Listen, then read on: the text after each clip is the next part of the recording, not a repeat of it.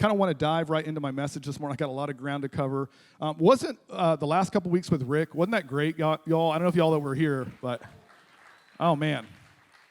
I had to listen to the last one because I was out grilling and helping with Brett and all that jazz. But what a great time we had with Rick, and continue to pray for him as he's traveling. But this spring break, we're actually going, me and my family, we're going out to Arizona to go spend some time with, you guys have heard a lot of stories about Arizona, but we helped plant a church out there about 15 years ago with a lot of friends, and the church is really growing, but want to go out there and visit, and we're going to spend time with a young guy that's getting married for his wedding. But so you guys pray for us while we're gone too, but I love traveling, don't you all? Like, I love going places. I was kind of reflecting back about 20 years ago when my wife and I were first married. Our first year anniversary, I wanted to do something big, okay? Like, I maybe made a mistake because I kind of went all in on the first year, and then I kind of had to figure out how to make up for the difference every year after that. But the first year, we were going on a trip with her family about a week before our anniversary, and we went to Washington, D.C., and I wanted to surprise her, and so I went to go reserve some hotels up in New York City, okay? And I'd never been to New York City. I'm a Florida boy. I grew up here. I don't know much about New York City at the time, and so I went to go to a computer where there was a wire that came out of the back called the internet. There was no real Wi-Fi at the time. There was no cell phone that you could pull out of your pocket. And so I went to go do research about where to stay in New York, and one of the places that I found was a hotel called the New Yorker. Okay, never heard of it before. Nobody recommended it to me. There was no like reviews or 5 stars. You had to go on a different page to find that. So I just thought, well, it sounds cool. It's got some history. Actually, there's a picture of the lobby that we have that should be, there we go, that's a lobby, right? So I was like, that's a pretty place. I want to go visit that hotel and see what it's like. So we left Washington, D.C., we headed up towards New York. We drove in a 1998 Volkswagen Bug that was red with red flowers in it. It was my wife's car, not my car. But we looked really cool pulling through the Lincoln Tunnel. We got to this hotel, valeted the car, we walked in the lobby, and we thought, man, this is gorgeous, so excited about it. We go into the elevator where the mirrors and everything's gold, just like the lobby looks. It's beautiful. And then we get up to level 8 or 9, wherever we stayed at, and the doors open, and I would probably not know how to describe what the hallway looked like, other than a very creepy-looking kind of like, it looked very much like this. It was about as close as I could find. They don't even have pictures of what the hallway looks like. I think they've changed it since we went. But we couldn't see the numbers for the rooms. We couldn't see anything, so we're kind of getting real close. I thought maybe something had happened. The power went out. It's just how it looks. We get over to our room. We had to go sideways to get down the other hallway. I open up the other door, and the door literally hits the bed. That's how small the room is. It's like a 10 by 10, okay? We squeeze into our room. The TV is like this little box TV with little antenna coming out and had the little, you guys remember those? Had that. Closed the door. There's the bathroom behind the door, okay? It's a little bitty bathroom, a little bitty closet. I'm like, I'm sure there's going to be a gorgeous view. I go to open the curtains, and there's smokestacks right in front of our window, and I thought, well, this is going to be kind of interesting. So we went down, got a pizza, New York pizza, and then brought it back up to the room. We passed out at about 7 p.m. because we were exhausted from the stress of driving into New York City, okay, and the experience that we were having. Now, I kind of all chalked it up to possibly a misunderstanding or a misinterpretation of what the internet said about the hotel, okay? I didn't have much of an explanation other than I just didn't do enough research. I didn't fully understand what was going on. The word misinterpretation, if you need to know what that word means the act of forming a wrong understanding of something that is said or done, or an example of a wrong understanding. Now, how many times have we heard something about God, or like maybe the first time that we heard something about him, it could be like the law first mention, and we just instantaneously believed it? How many of you guys have experienced that with me? Like, it's like, okay, well, that makes sense, and this is the first time I've ever heard it, so I'm sure that this person means what they say, and they know what they mean, so we're just going to go with it, and then we close the case, right? The case is closed. So today, I want to just open a few verses today, if you guys can hang in there with me, and I want to reopen those cases that maybe we've had closed for years. And you might say, well, why? Why do we need to do that today, Matt? I believe it's more important to show up, like when we get to a scripture or we go to pray or we go to talk to God, it's more important that we can expect the proper thing when we get to the destination. Does that make any sense? And we won't be disappointed when we go to talk to God or when we go to listen to God or we go to read something about God. And what's cool about grace, right? I think what's cool about it for me is it's allowed me to ask questions. You guys know it's okay to ask questions in here? Like, whatever I say, you're allowed to ask those questions. Maybe you should ask them when we leave. But my hope is that we can go discuss these things. We can talk about them. We can talk about them in Bible studies. We can talk about the restaurants. We can open up the discussion. That's all I'm doing today is opening up the discussion for a few different scriptures. Is that okay? Okay. I don't have all the answers. Did you guys know that? I'm only 41, okay? So you got to give me a break. Starts off, I want to read to you a story. A man and his wife were having an argument. That's pretty rare. About who should brew the coffee each morning. The wife claims you should do it because you get up first, and then we won't have to wait as long for our coffee. The husband says, you are in charge of the cooking around here, so you should do it because that is your job, and I can just wait on my coffee, right? That makes sense.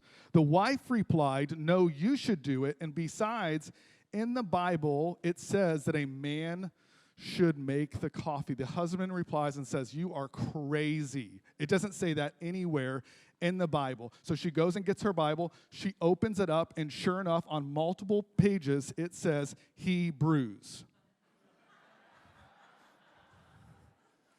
Turn with me to Hebrews 13:8. It says, Hebrews 13:8 says, Jesus Christ is the same yesterday, today, and forever. I can tell some of you you're going to get it when you get on the way home, okay? It's okay. Jesus Christ is the same yesterday, today, and forever. For a long time, this verse right here, I heard this verse, and this was the only verse I knew in the book of Hebrews, right? It was the only verse. For some reason, that verse specifically was isolated, and I heard that verse typically like when people were going to pray for something, or they're going to pray over a person, or they're believing God for something. Typically, you would hear this verse quoted where Jesus Christ is the same yesterday, today, and forever. And I actually think that's a great idea. I think it's a great idea to view Jesus as the same yesterday, today, and forever, even when we're praying over people or thinking about who he is. I've also heard it in the context of sermons, like when somebody is preaching about God and how he's consistent and how he's constant, and they'll say Jesus is the same yesterday, today, and forever. And wouldn't you agree that that's a good thing to know about God, that he's consistent, that he's constant, that he's always the same, that he doesn't change? I think that all of those are good things. But I believe the best way to know what a scripture actually means is to look at it in its context, to look at it in exactly kind of a bird's eye view instead of looking at it so closely and isolated. And that's what I want to do today is I want to look at it and step back a little bit. And if you guys can go with me, Hebrews chapter 13, we're going to go to verse 7. It says, remember those who have the rule over you, who have spoken unto you the word of God. Follow their faith, considering the outcome of their manner of living. So here we know that the book of Hebrews is an unknown writer. Some believe it was Paul. Others believe it was possibly Apollos. Some believe it was Barnabas. What they do know is whoever the writer was, they knew the writings of Paul because they would quote him often, okay? The writer was saying to remember the teachers who first instructed you in the faith. Remember the teachers, when you first started following Jesus, remember what was going on in their lives. Remember what they were doing. And so he's encouraging these Jewish people who have come to know Christ to begin to remember the people that first told them about Christ. And it says the author's reminding them to not be discouraged, right? So the Roman people, if you know at the time, they were okay with these Jewish people continuing about with their lives, right? Like as long as they were going to practice the Jewish customs, that was fine. But the moment Christianity began to creep into the Jewish culture, the Romans took notice and they began to persecute. And so this writer is encouraging these Hebrew people to not be discouraged in their faith, to not be discouraged with following Christ. Verse 8, it says, Jesus Christ is the same yesterday, today, and forever. Verse 9, it says, be not carried about with diverse and strange doctrines, for it is a good thing that the heart be established with grace, not with meats which have not profited those who have been occupied therewith. So the question I have about this verse right here is, what are diverse and strange doctrines? Because that sounds kind of interesting, right? What are diverse and strange doctrines? I would say, according to this verse, it is the opposite of those that establish their hearts with grace, right? Because it says diverse and strange doctrines in verse 9, and it says, for it is a good thing that the heart be established with grace. Anything that would lead you to the law, anything that would lead you to some kind of custom or bring you under some type of sacrifice, right, is going to be a diverse and strange doctrine. The Hebrew people were ridiculed because they never made sacrifices. When they went to go worship God, they weren't making sacrifices anymore. They had learned that Jesus was the sacrifice. And so therefore, they were changing their customs, and it was making the Jewish people alarmed. It was making the Romans alarmed, and they began to get persecuted. And so the writer is trying to encourage them and reminding them that the sacrifice that Jesus made was the same yesterday when they first believed. It was the same the day that they were living then, and it was going to be the same in the future. Can we use that verse for ourselves? Yes, we can. So Matt, I feel like there's topics outside of grace that we could be talking about, and I would agree with you. But I look at this book right here where it was written 30 years after Christ's death, right? After he died and rose again. And yet the writer is reminding these Hebrew people to continue to focus on the fact that Jesus' grace establishes them. The Hebrew people had already broken away from their Jewish customs, and the writer of Hebrews saying, for it is a good thing that the heart be established with grace. Matt, when are we going to start talking about deep things, right? When are we going to talk about the meat of God's word? Well, I have a scripture for that. It says, not with meats, which have not profited those who have been occupied therewith. Maybe I pulled that out of context there too, but I was just having fun. In other words, this is it, dude. This is it. When we're talking about grace, we are establishing our hearts in the things of grace. We are establishing who you are. You're finding out your identity. You're finding out that you are spotless, that you are blameless, that you are forgiven, and we will forever continue to remind you of those things. 1 John 3:1, it says, look with wonder at the depth of the Father's marvelous love that he has lavished on us. He has called us and made us his very own beloved children. We can forever be looking at the depth of his marvelous love. We can forever be looking at the fact that we are now sons and daughters of God, of the Most High, right? I love what Rick was saying last week when he said, how deep does the rabbit hole go? He doesn't know. He just finds that it keeps getting better and better and better as he keeps going. It is kind of like the Energizer bunny, right? Basically, our hearts are made right with God by grace, not of works. And almost every other religion in the world says that you and I have to do something in order to make God do something for us. In order for us to be right with God, you and I have to do something, is what people will say. So my question is, why would we ever stray from that? Why wouldn't we circle that over and over and over again? Because it only establishes our hearts more and more. Hebrews 13:10, it says, we have an altar from which they have no right to eat who serve the tabernacle. The writer of Hebrews was reminding them, we now have an altar. As believers, we get to come to the altar, which isn't this altar right here. It is the altar of Jesus Christ, and he did what we could never do. He did what we could never do. For the bodies of those beasts whose blood is brought into the sanctuary, that's verse 11, by the high priest for sin and burned outside the camp, verse 12, therefore Jesus also, that he might sanctify the people with his own blood.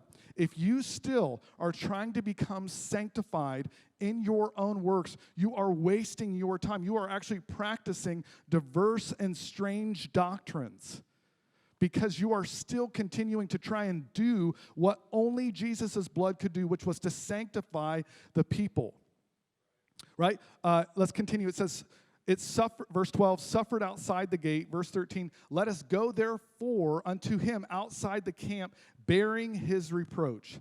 In the Old Testament time, under the Levitical law, animals were sacrificed for the sins of the people, and then the bodies of the animals were taken outside the city and destroyed. And so he's connecting the Old Testament practice with Jesus. When Jesus was taken outside the city, he paid the sacrifice on the cross.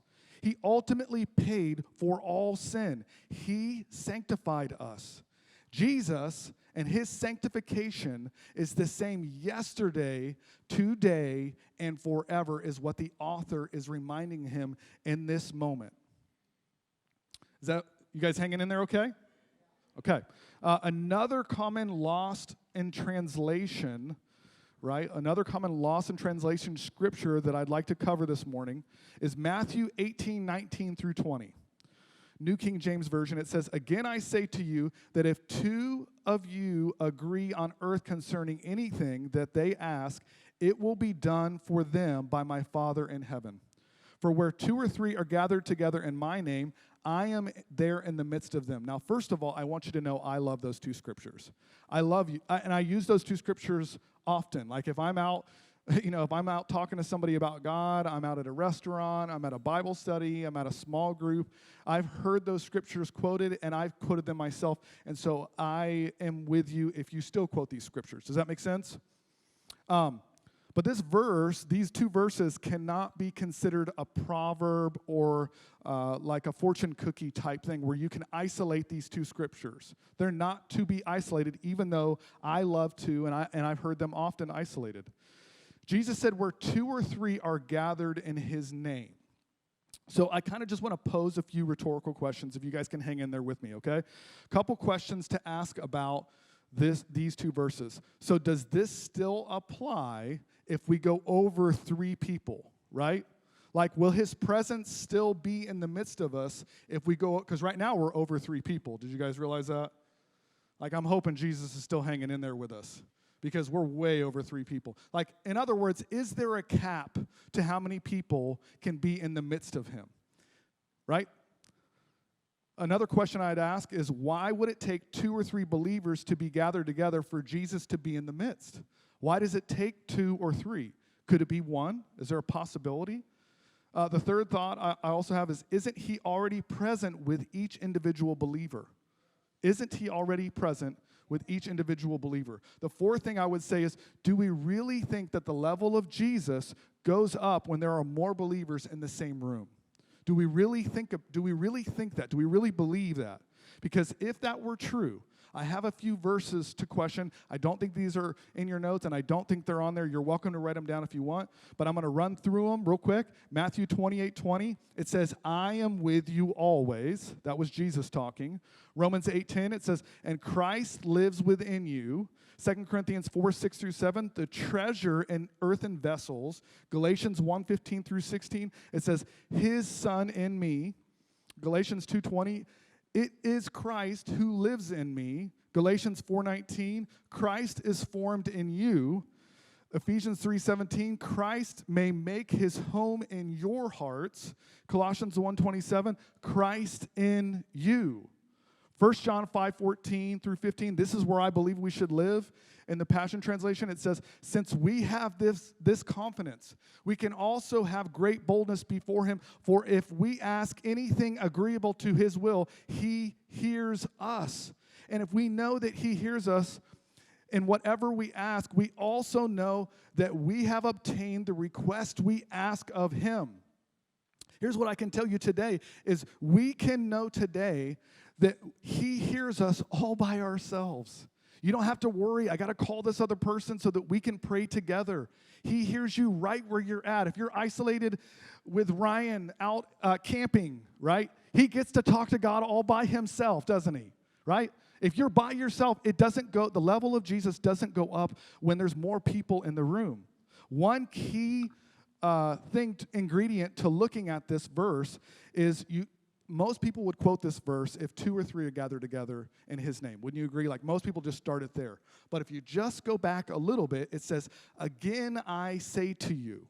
Again I say to you, if 2 or 3 are gathered together. So what that tells me is that whatever was going on before this verse, that means something. Okay? That means to me that something was important. So, and also sometimes you got to be careful of the translators. They even mixed it up a little bit. The translators, some of them talk that this whole section of Scripture is talking about sin in the church and how to get people that sin out of the church. Sorry, good luck, whatever that means. The J.B. Phillips got it right, though. J.B. Phillips and quite a few other translations, they say that this whole section of Scripture is talking about reconciliation that must be attempted with people. Okay? And this is still under the old covenant, if we want to throw that out there, that Jesus is talking to people that are operating under the old covenant. So Matthew 18:15, it says, but if your brother wrongs you, go and have it out with him at once. Whatever that means, right? Go and have that conversation with him, just between the two of you. If he will listen to you, you have won him back as your brother. But if he will not listen to you, take 1 or 2 others with you, so that everything that is said may have the support of 2 or 3 witnesses.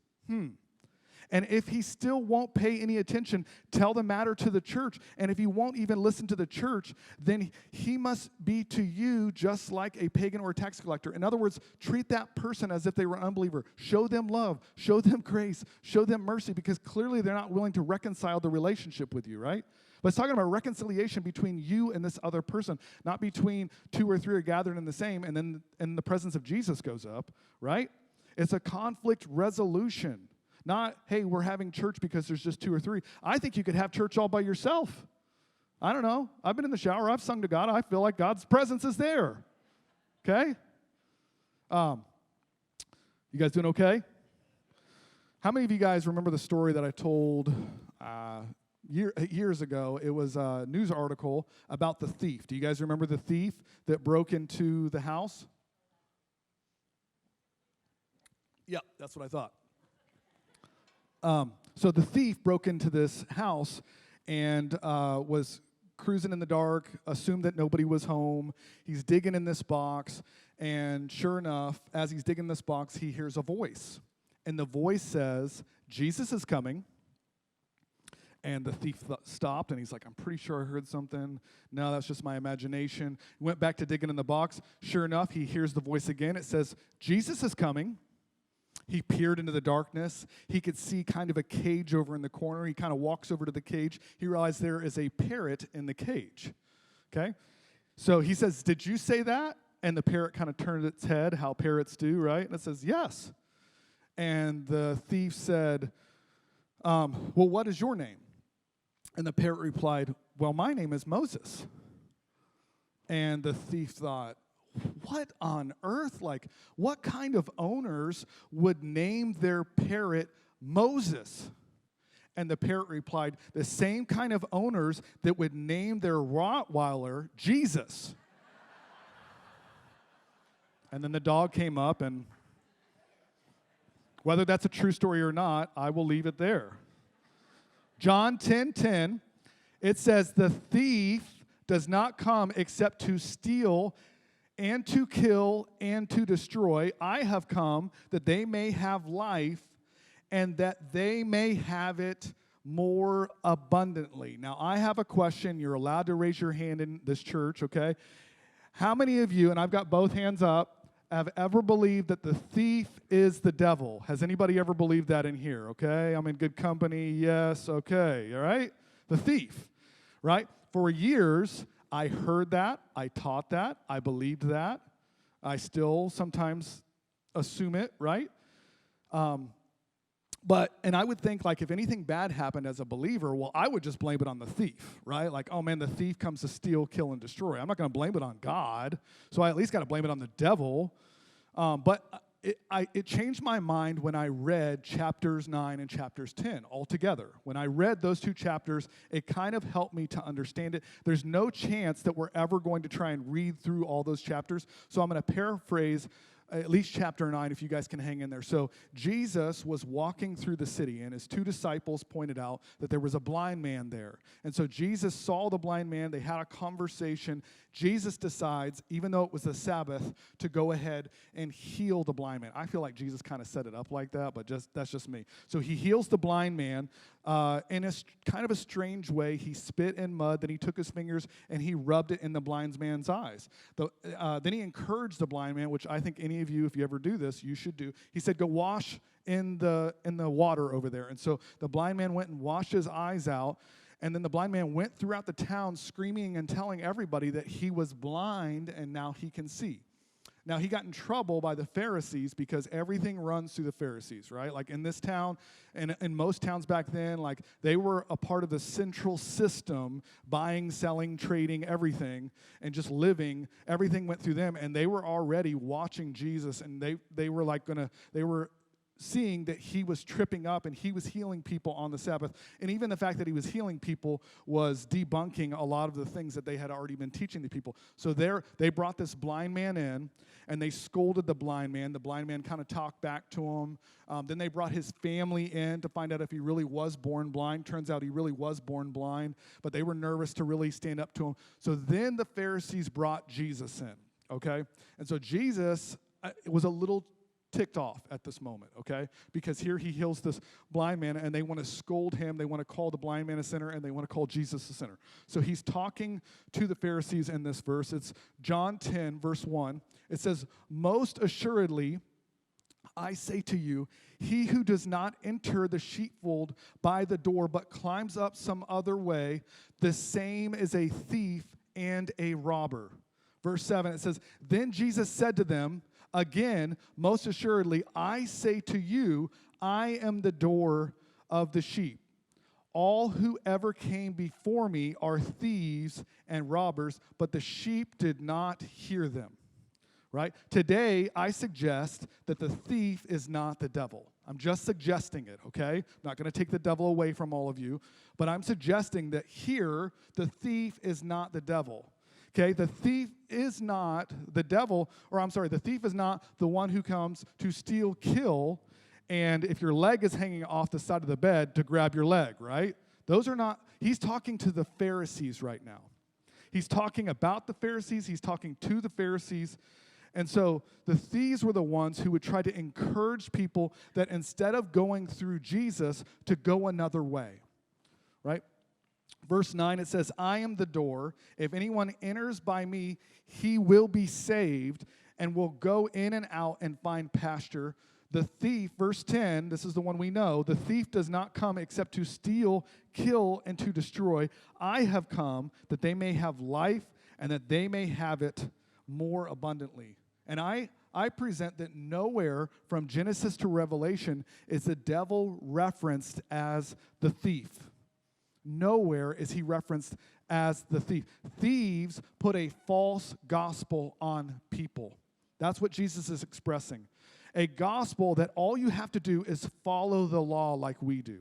All you have to do is follow what we're telling you to do. How many of you guys have ever been in churches where you've heard that? If you do this, if you be perfect like our Heavenly Father is perfect, because that's what I do, I'm perfect, and so if you can just do all the things that I'm telling you to do, then you'll be right with God.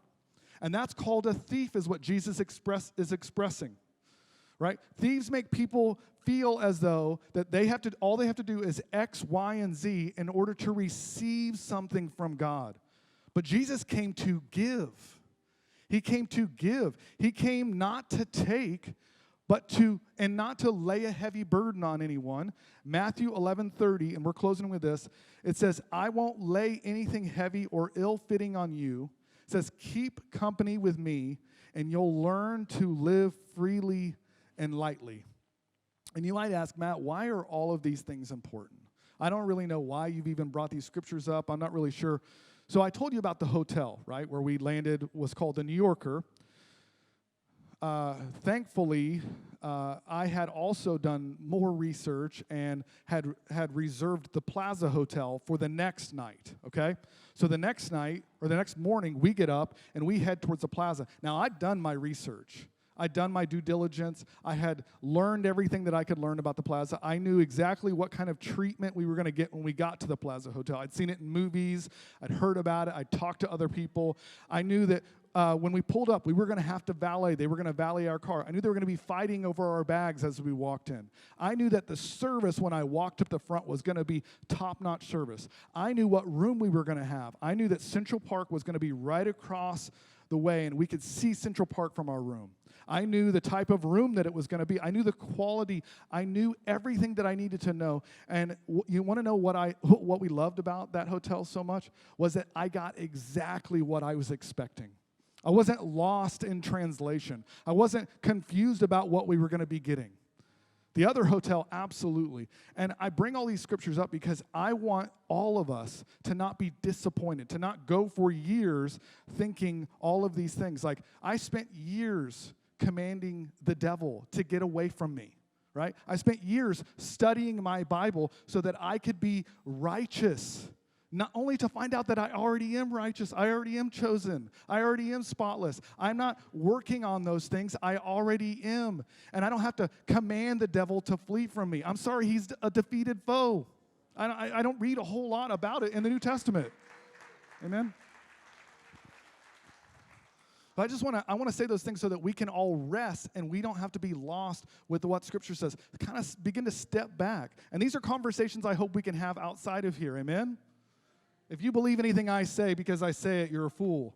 But if you believe it because you've studied it out and you went home and you've done the research and you've prayed about it and thought about it, that's what we do here. That's what grace has allowed me to do. I get to think for myself.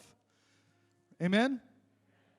Father, we just thank you, God, for this day. We thank you, God, for your goodness.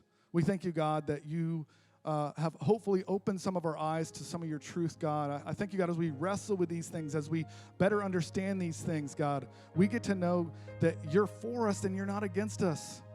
God, that you're with us at all times, God, that we're not hoping that one day you can listen to our prayers, that you get to walk with us every day. And Scripture says that you will never leave us nor forsake us. So every time we come into your presence, God, we're always in your presence, but every time we go to come talk to you, God, you hear us, and we trust you with that. We love you, God, today. Everybody said.